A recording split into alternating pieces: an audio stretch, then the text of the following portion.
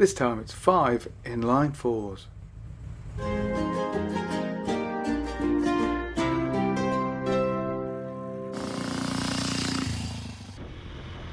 Today, of course, we've grown very used to seeing 4-cylinder motorcycles. Back in the 1930s and before, these were extraordinarily rare.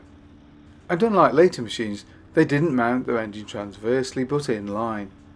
This produced a machine with a look and feel which is very different from anything we've experienced today. And so here are 5 motorcycles with inline 4-cylinder engines. FN. Now, as the badge on the side of the tank suggests, this was a company with primary interests in bicycle manufacture and of course in firearms. And in fact the company survives today as a manufacturer of weapons. The company was founded in 1889. FN, by the way, stands for Fabrique Nationale de Herstel. Apologies to anybody from Belgium, incidentally. Initially the company purely manufactured weapons and ammunition. But between 1901 and 1967 they did manufacture motorcycles of various sizes, many of which, like this early single-cylinder unit, used shaft drive. Interestingly, the company actually used shaft drive on their bicycles too. The first actual motorcycle arrived in 1901 and was of just 133cc. This was joined 2 years later by a slightly larger engine of 188cc, which did make use of shaft drive. And there would also be a belt drive machine with a variable pulley, quite similar to the Rudge multi-system, which appeared slightly later. But the machine for which FM is best known arrived in 1905 and featured a 362cc shaft drive 4-cylinder engine. Designed by Paul Kellecombe, the engine featured inlet over exhaust valve systems and was said to be the first series produced 4-cylinder motorcycle in the world. Early machines were equipped with pedals and didn't actually have a clutch. During its production run the engine would get gradually larger, growing to 412, 493 and then 498cc by 1910. By 1913 the machine would be fitted with a 2-speed gearbox and a clutch, and the following year the engine would be available as a 750. Post World War I the machine would now be available with a 3-speed gearbox, but during the 1920s the machine began to struggle for sales, because despite its 4-cylinder engine the design was becoming rather outdated. To cut costs the company switched to chain final drive, but unfortunately 4-cylinder production would end in 1924. The PSRO. After producing a number of household items, George M. Pierce and Company began production of bicycles in 1896, before going on to produce their first lightweight car in 1901. And their luxurious motors would go on to be a must-have item to the glittering society of Hollywood. In 1908, George's son Percy, now head of the bicycle division, visited Europe, where we saw a Belgium FN for the first time. Percy reasoned that his company could do a better job. And so in 1910 they rolled out the first PSRO motorcycle. This used the engine as a stress member of the frame, featured a 2-speed transmission and clutch right from the start, and used a T-head, effectively a cross-flow version of the side valve, with mechanically operated inlet and exhaust valves. And so, true to his word, Percy had indeed created a more powerful and better designed version of the FN. But unfortunately, like so many of the American 4s, the machine was just too expensive to manufacture and was thus unprofitable, with production ending with less than 500 units being constructed. Excelsia Henderson. The Excelsia part of the name rather typically built V-twins, and it's just one of a number of companies that actually made use of the Excelsia name.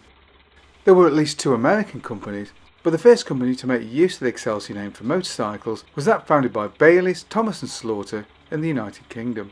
Not surprisingly, this can cause a certain amount of confusion, and I have seen British Excelsiors badged as Excelsia Henderson somewhat erroneously.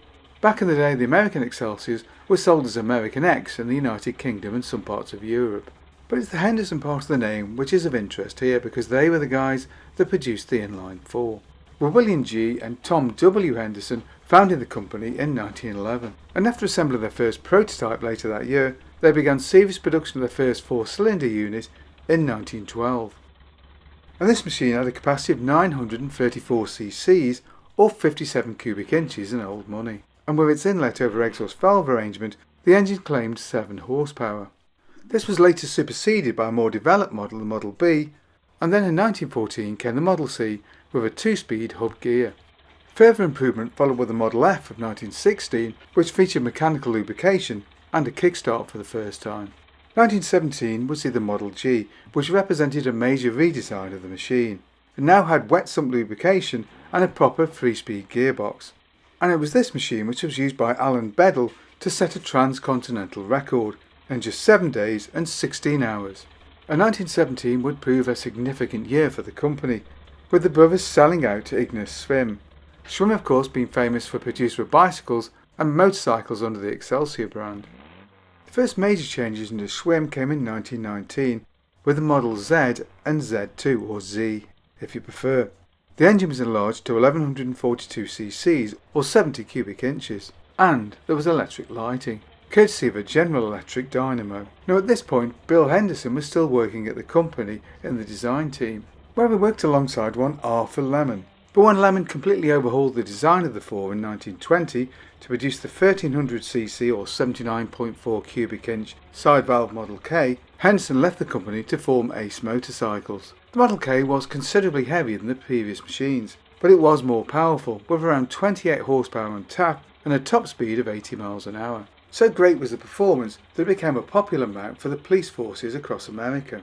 And the 1922 Deluxe model with its larger carburetor would prove more popular still, with a top speed even with police equipment approaching 100 miles an hour.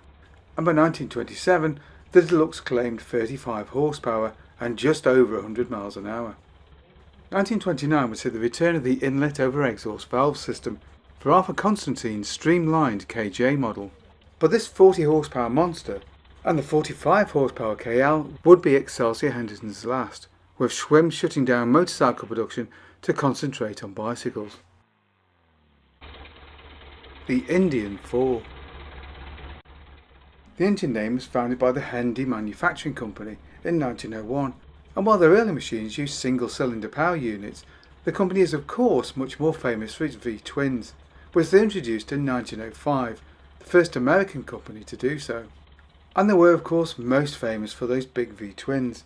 But between 1927 and 1942, the company also manufactured inline 4s.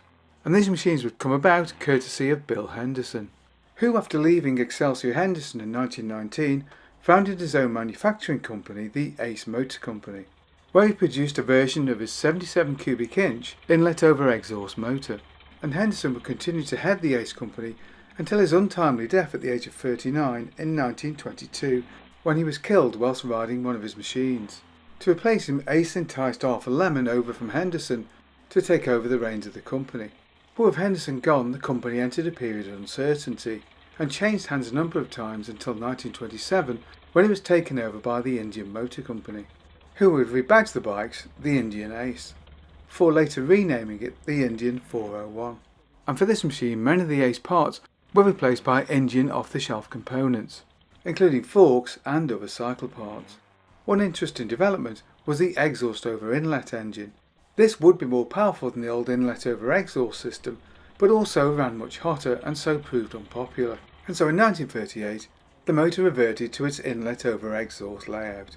The final revision of the design came in 1940, with the styling of the machines now resembling the V-twins, with its rounded fuel tank and deeply valanced mudguards, or fenders if you prefer. And the revised chassis would feature plunger rear suspension and 18-inch wheels.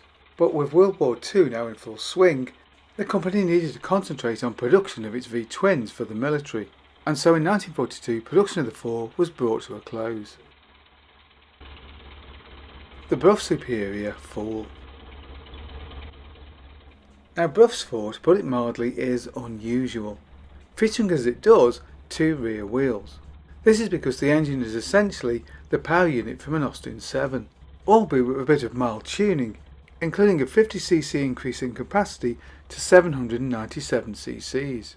To our modern eyes, having a free-wheeled motorcycle makes very little sense, but of course the machine was actually developed for use with sidecars, and would go on sale in 1932 for the princely sum of £188.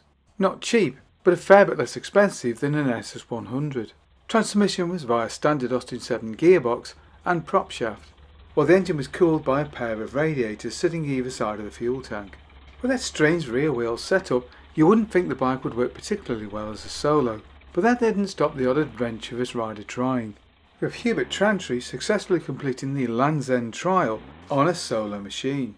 Now you would think, given the popularity of sidecars at this point, the machine would be a sales success, but the fact is most people who could afford one simply went out and bought a car, and traditional sidecarists didn't have Bruff money. The Nimbus 750. Denmark, not a country normally associated with motorcycle production. That notwithstanding, Fisker and Nielsen, based in Copenhagen, a company normally associated with the production of vacuum cleaners, began to develop its own 750cc inline 4 in 1919. Like the Henderson, the motor featured an inlet over exhaust valve train, but featured shaft final drive and had a capacity of just 45.5 cubic inches or 746 cc's, which gave the machine around 10 horsepower. The first Type A series was released in 1920 but sold very poorly. The later Type B featured trailing link suspension and a number of improvements, and would sell rather better, but production would still end in 1926 with only around 1,300 machines being sold. However, in 1934, Fisker's son Anders would introduce a completely revised version of the engine, the Type C. The bottom end and transmission remained unchanged, but it now featured a single overhead cam, which would give the machine almost double the power of its predecessor. The new machine featured an unusual frame, which was constructed from flat steel pieces, and resembled that used by Zundap for its KS range. And with the company's experience of hydraulics, the new machine featured hydraulically damped telescopic forks, a year before the devices were fitted to BMW's R12. Customer sales remained poor, but the machine sold well to the Danish Post Office, Army and Police Forces, and their requirements would keep the machine in production during the dark days of World War II. 1948 would see revisions to the front forks, but limited production meant limited capital, so few changes were made to the machine during its production run. Government agencies remained the company's best customers, with 20% of all the machines produced being used by the military. But despite this, there would still be slow, incremental developments of the machine during its production run, with hand change eventually giving way to foot change, and the power increasing from the very modest 18 horsepower to the still modest 22. This meant the top speed was only around 75 miles an hour, and the machine was often slower than imported machines of half its capacity, and the availability of cheap cars from the mid-50s began to seriously affect sales of the Nimbus. And so in 1959 production was finally brought to an end, with the final machines being dispatched to the Danish Army. But the Nimbus didn't simply disappear. Military and police machines remained in service into the 1960s, and the Danish Postal Service retained its bikes right through until the early 70s. The Wilkinson TMC. The Wilkinson is essentially the Edwardian Goldwing, and boasted luxury and comfort way beyond that you would normally expect from a machine of the period. The machine was the product of the prestigious Wilkinson Sword Company, best known today for razor blades, but of course had a long tradition of making weapons and other ironworks. Wilkinson had first dabbled with motorcycle production in 1903, chiefly as a way of occupying its workforce when the military contracts were unavailable. However, in 1908, a young designer, one P.G. Tachi, painted a design for a large military scout bike intended for use with a Maxim machine gun. Wilkinson were immediately attracted to the design, and even though it didn't go on to win the military contract, they decided to persevere and develop the machine, which they dubbed the Touring Autocycle or TAC. The first bike featured a motor of 676 cc's. It was a 4-cylinder air-cooled unit, which fed its power for a 3-speed gearbox via a dry clutch. 1910 would see a major reworking of the machine to produce the new TMC or Touring Motorcycle. The engine was now water-cooled and was of a capacity of 848 cc's with a bore stroke of 60 by 75mm, and this replaced a chassis which featured a pivoting front fork and leaf spring rear suspension. The machine featured swept-back bars, footboards and a seat which looked like it belonged in the smoking room of a gentleman's club. It was all very comfortable and relaxed, although not exactly sporty. All that being said, 50 miles an hour wasn't bad for a machine of the period. 1913 would see an even larger version of the bike of 996 cc's. But with war looming, This was the final development of the machine, and production would end in 1916, with Wilkinson returning to its core business in time of war. Whatever bikes and collections of bikes, would you like to see us feature in a future video? Maybe you got a bike we can use for a test ride. Either way, get in touch below. Hope you enjoyed that video. If you did, don't forget to like and subscribe, and of course, thank you very much for watching.